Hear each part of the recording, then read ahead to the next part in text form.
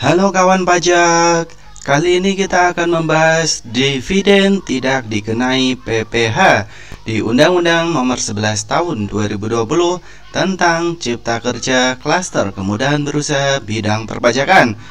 Pasal 111 tentang PPh ya. Oke, langsung saja.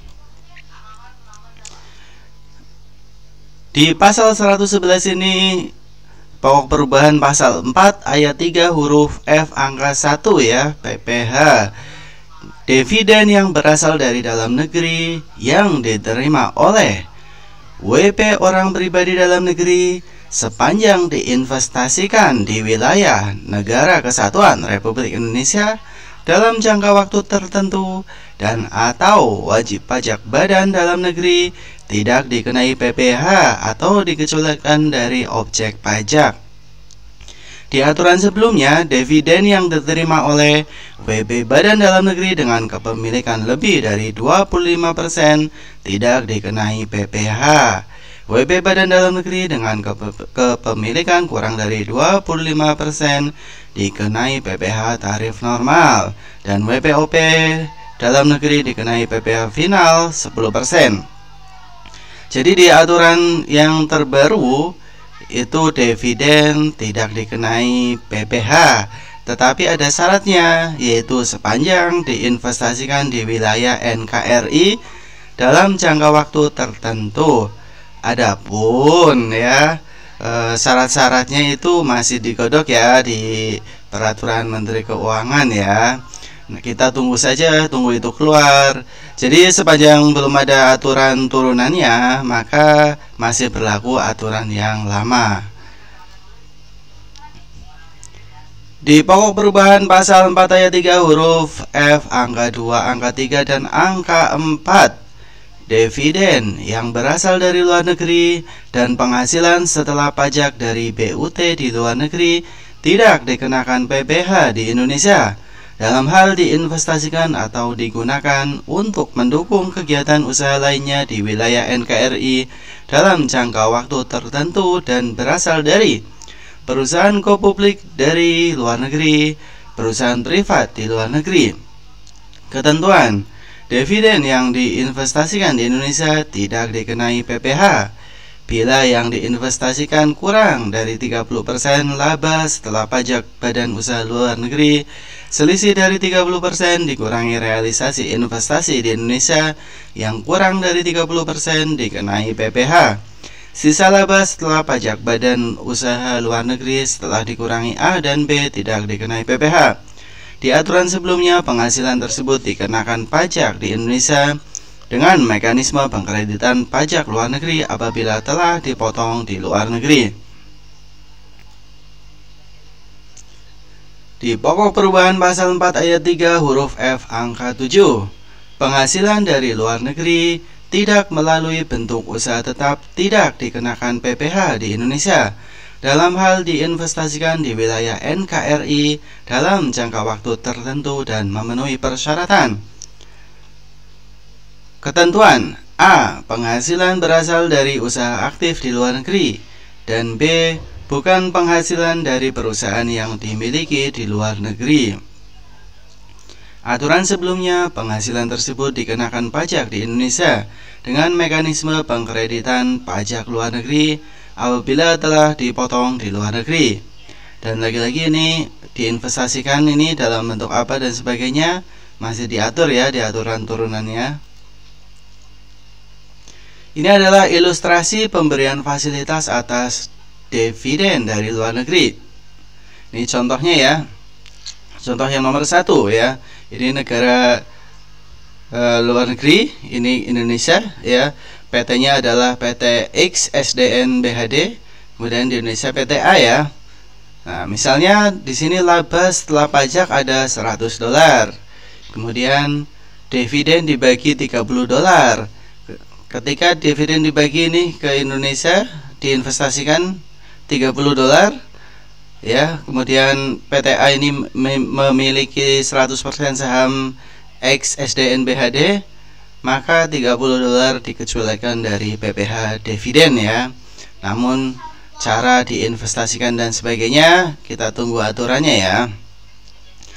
Contoh yang kedua, laba setelah pajak $100, kemudian dividen dibagi $30. Kemudian diinvestasikan cuman $20 ya, diinvestasikan.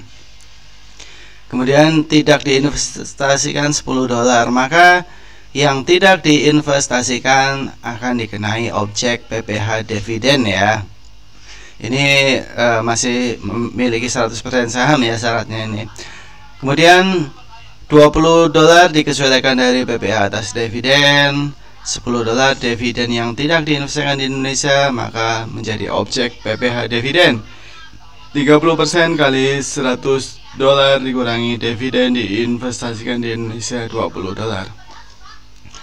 Contoh yang ketiga, laba setelah pajak $100, dividen dibagi $25, diinvestasikan ya ke Indonesia $25. Kemudian dividen seharusnya dibagi $5 ya, seharusnya dibaginya $5. Maka objek PPh dividennya adalah dividen yang seharusnya dibagi $5.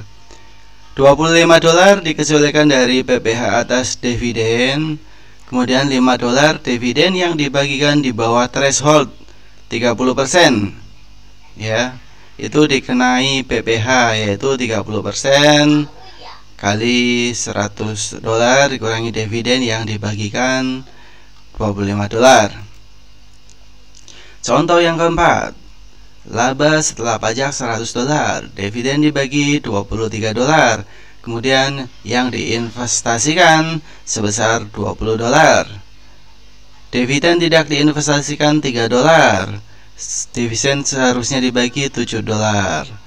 Jadi yang menjadi objek PPh adalah dividen tidak diinvestasikan dan dividen seharusnya dibagi ya, sehingga objek PPh dividen $10. Ini bila $20 diinvestasikan di Indonesia, maka dikecualikan dari PPh atas dividen ini ya. Kemudian terhadap $10 dikenai PPh, 30% kali $100. Porsi dividen dibagi $23. Porsi dividen dibagi $23 dikurangi dividen diinvestasikan di Indonesia $20. Ini contoh yang kelima ya.